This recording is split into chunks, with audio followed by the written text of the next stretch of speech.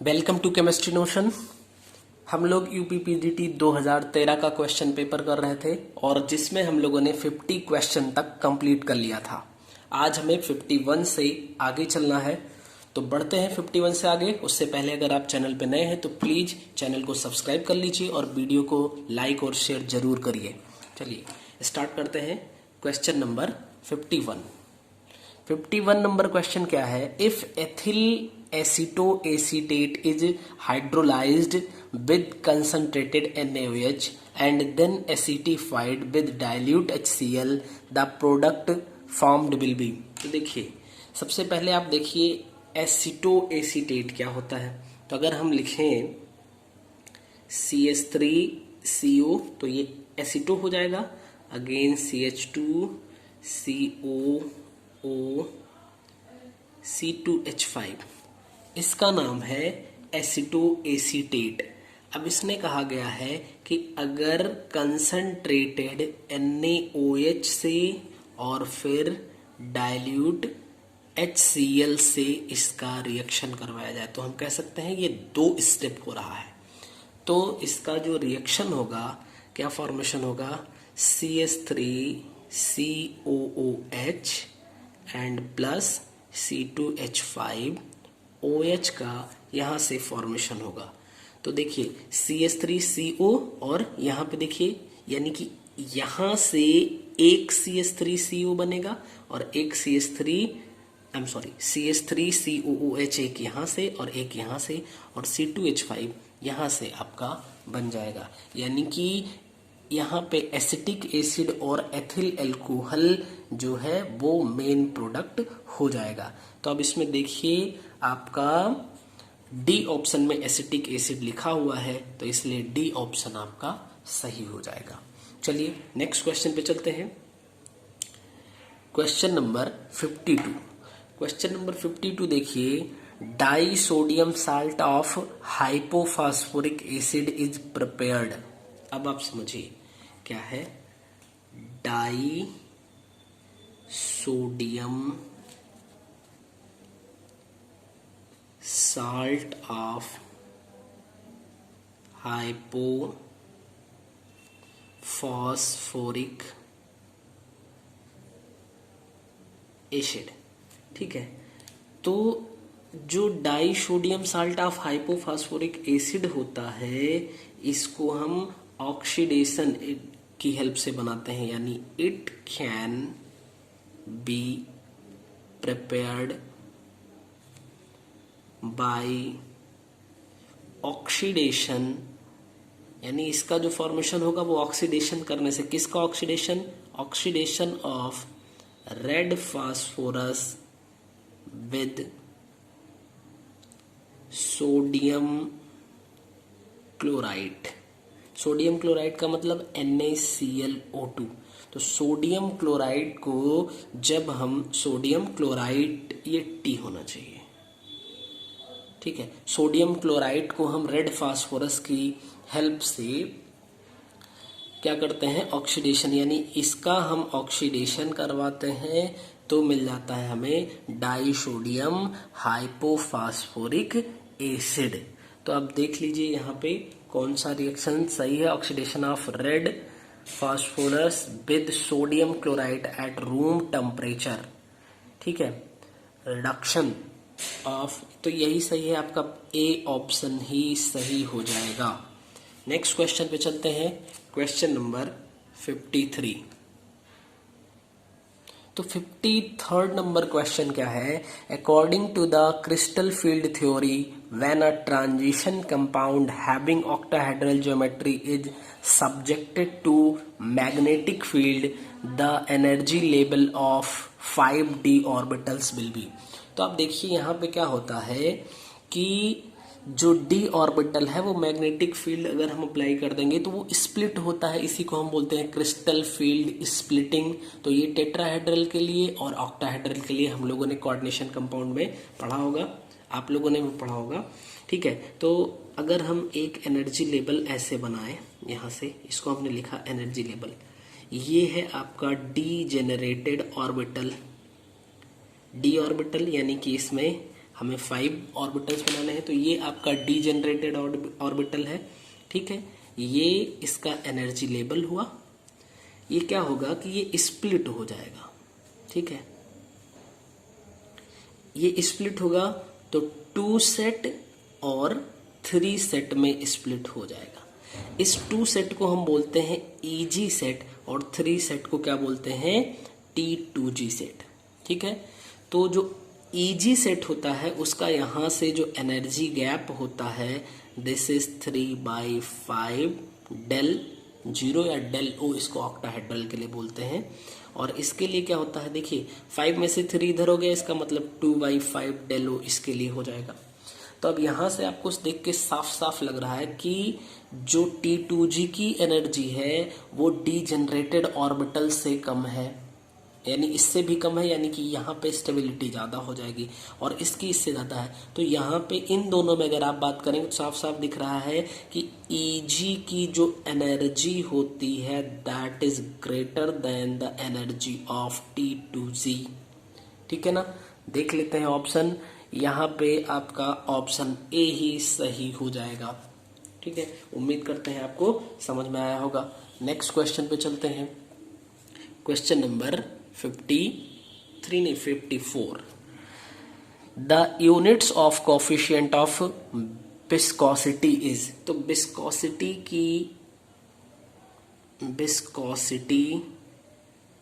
Coefficient,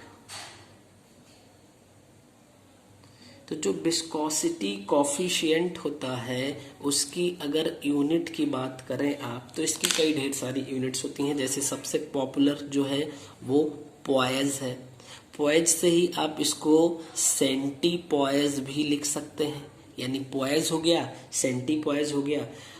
EC का होता है डाइन सेकेंड सेंटीमीटर की पावर -2, हम इसको लिख सकते हैं।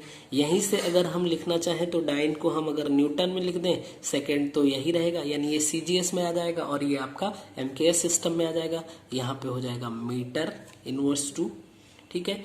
ये सब इसकी यूनिट्स हो जाएंगी।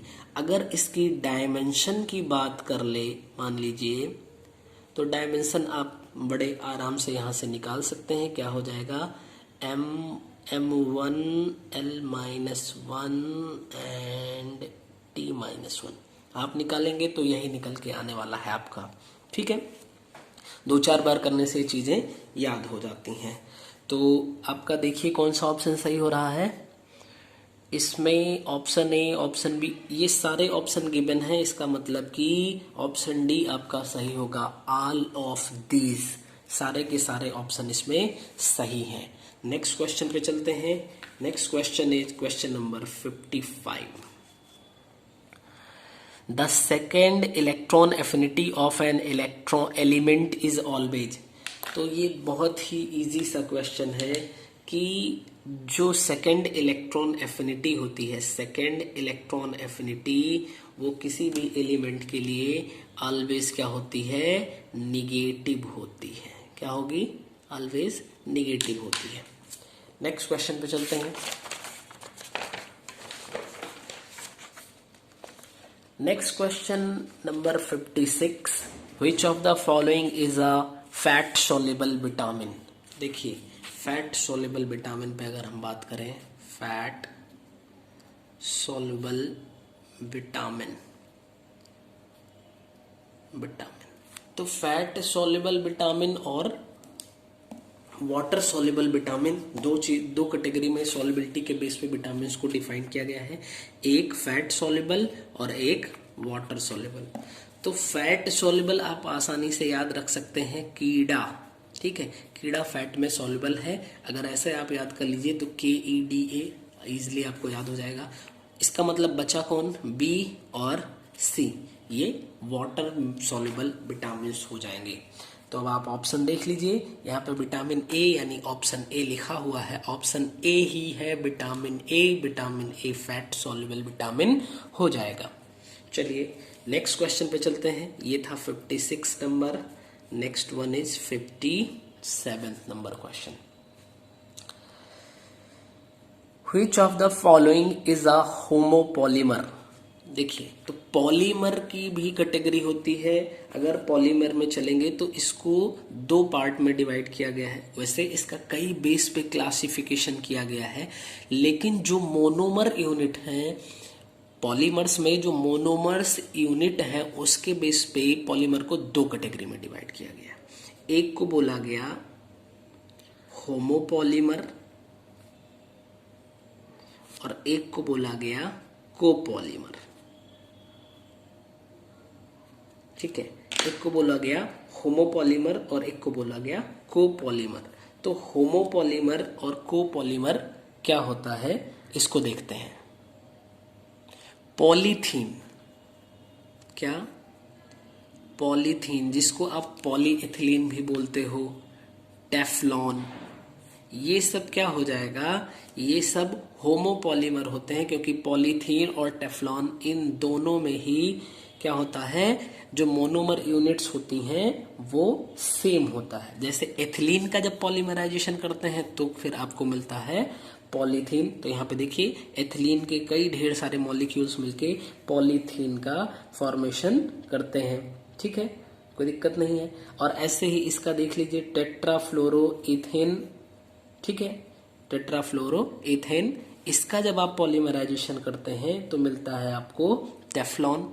तो यहां भी एक ही मोनोमर यूनिट यानी सेम मोनोमर यूनिट का यूज हो रहा है। अगर आप कोपॉलीमर पे बात करेंगे तो Buna S and Buna N, ETC ऐसे बहुत ढेर सारे हो सकते हैं। ये क्या है, ब्यूना एस और ब्यूना एन, ये दोनों ही सिंथेटिक रबर की कैटेगरी में आते हैं। एक नेचुरल रबर होता है, एक सिंथेटिक रबर होता है। तो ये दोनों सिंथेटिक रबर की कैटेगरी में आएंगे, ये कोपॉलीमर्स होते हैं। ठीक है, अच्छा, अगर हिंदी में मान लीजिए इसकी हिंदी की बात करें तो होमोपॉलीमर को बोलते हैं समबहुलक, और जो कोपॉलीमर होता है इसको बोलते हैं सहबहुलक। ठीक है, तो चूंकि इसमें बहुत सारे लोग हिंदी इंग्लिश दोनों पढ़ने वाले होंगे, तो ये थोड़ा सा कंफ्यूजिंग वर्ड है, तो इसलिए इसको देख लेते हैं। नेक्स्ट क्वेश्चन पे चलते हैं। Question number 58, the efficiency of a heat engine is given by. Heat engine की एफिशिएंसी आप कैसे बताएंगे? देखिए, एफिशिएंसी ऑफ हीट इंजन, ठीक है, इसकी एफिशिएंसी आप कैसे बताते हो, किससे रिप्रेजेंट करते हो? एटा से। Eta is equal to work done upon heat absorbed. अगर हम इसको Q2 से रिप्रेजेंट करते हैं, कार्नोट साइकिल में आपने पढ़ा होगा, तो क्या होता है 1 माइनस T1 अपॉन T2। अगर इसको थोड़ा सा और बढ़ाइए तो W upon Q2 is equal to T2 minus T1 upon T2। इसी को एटा कह लेते हैं हम। ठीक है, तो एक फॉर्मेट ये हो गया और ये एक फॉर्मेट, दोनों दो फॉर्मेट में हो सकता है, आपको मिल जाएगा। अब देखिए 2016 में सेम क्वेश्चन मिला था, वो किस फॉर्मेट में था? यहाँ पे एटा इज इक्वल टू, जो 2016 का फॉर्मेट था, eta is equal to T2 minus T1 upon T2, इस फॉर्मेट में था। ठीक है, और यहाँ पे जो है वो देखिए, इसको ना पूछ के इस फॉर्मेट में आपको ऑप्शन गिवन है, तो इजी है। अगर आप जान रहे हैं तो बस कुछ नहीं करना है, थोड़ा सा सेट करना है और काफी इजी है चीजें। चलिए, हाँ, तो ये देख लीजिए कौन सा ऑप्शन सही हो रहा है आपका। ये आपका ऑप्शन है ऑप्शन ए। ठीक है, चलिए नेक्स्ट क्वेश्चन पे चलेंगे अगर, तो question number 59, when furfural is steamed reacts in presence of silver oxide yields। तो अब देखिए फरफ्यूरल क्या होता है, ये है आपका फ्यूरान। ठीक है, ये फ्यूरान है। यहां पे अगर हम CHO लगा दें तो इसी को बोलते हैं फरफ्यूरल। ठीक, यहां पे हमने CHO अगर लगा दिया तो इसको बोलते हैं फरफ्यूरल। अगर ये बात करिए केवल O है तो ये आपका होता है फ्यूरान। ये फ्यूरान है, ये फरफ्यूरल है। तो फरफ्यूरल का जब हम Ag2O के प्रेजेंस में हम क्या करेंगे, इसका रिएक्शन करवाएंगे तो ये ऑक्सीडाइज हो जाता है। ठीक है, ऑक्सीडेशन इसका हो जाता है। और आप जानते हो CHO का ऑक्सीडेशन अगर होगा तो किस में होगा, COOH में हो जाएगा और इसको बोलते हैं फ्यूरोइक एसिड। ठीक है, यानी फरफ्यूरल का अगर हम ऑक्सीडेशन करवाएंगे तो फ्यूरोइक एसिड का फॉर्मेशन हो जाएगा। बी ऑप्शन में गिवन है, यही आपका सही आंसर होगा। नेक्स्ट क्वेश्चन पे चलते हैं। Next question is question number 60। Which of the following gases will have higher rate of diffusion? तो आपको याद होगा Graham's law of diffusion. Graham's law of diffusion, ठीक है। गैसियस स्टेट में आपने पढ़ा होगा इसको, एक गैसियस स्टेट का टॉपिक है। यहां से आपने कहा जो रेट होता है, यानी कि किसी भी गैस का जो रेट ऑफ डिफ्यूजन होता है, this is directly proportional to under root mass of that gas. ठीक है, इसके प्रोपोर्शनल हो जाएगा। और यहीं से आपने बनाया था R1 upon R2 is equal to under root M2 upon M1। तो देखिए यहाँ पे 1 है तो 1 यहाँ पे आ गया, 2 है 2 यहाँ पे, इनवर्स वाला यहाँ पे रिलेशन दिख रहा है। तो अब बात कर लेते हैं, ऑप्शन में आपको गिवन है CH4, दूसरा है आपका NH3, तीसरा है N2 एंड चौथा है CO2। अब आप समझो, इस बात से अगर समझो, अगर किसी गैस का मॉलिक्यूलर मास ज्यादा होगा तो इसका मतलब कि, ध्यान से समझिए, अगर ये ज्यादा होगा तो रेट क्या हो जाएगी, कम हो जाएगी। और अगर मास कम है तो रेट क्या हो जाएगा, ज्यादा हो जाएगा। तो अगर हम मॉलिक्यूलर मास ऑफ CH4 के लिए देखें तो इसका 12 और 4 इसका ये 16 हो जाएगा। Molecular mass of NH3 that is 17, molecular mass of N2 that is 28, ठीक है, and molecular mass of CO2 that is 44। तो आप देखिए मास सबसे कम जहां पे होगा, जिस भी गैस का मॉलिक्यूलर मास सबसे कम होगा उसका रेट ऑफ डिफ्यूजन सबसे ज्यादा होगा। इसी का दिख रहा है हमें CH4 का, यानी कि CH4 का रेट ऑफ डिफ्यूजन जो होगा वो सबसे हाईएस्ट होगा। क्या होगा, मैक्सिमम रेट ऑफ डिफ्यूजन, यानी कि ऑप्शन ए आपका सही हो जाएगा। तो आज हम लोगों ने क्वेश्चन नंबर 51 से लेके 60 तक कवर किया। नेक्स्ट वीडियो में हम लोग 61 से आगे चलेंगे और पढ़ेंगे। तब तक आप सभी लोग स्वस्थ रहिए और अच्छे से पढ़ाई करते रहिए। अभी आपका एग्जाम ज्यादा से ज्यादा 1 महीने हम कह सकते हैं, यानी कि केवल 1 महीने बचा है आपके पास पढ़ने के लिए। 1 महीने फुल एफर्ट के साथ आप पढ़ाई कर लीजिए, 100% आपका सिलेक्शन होगा। ठीक है, मिलते हैं नेक्स्ट वीडियो में। जय हिंद।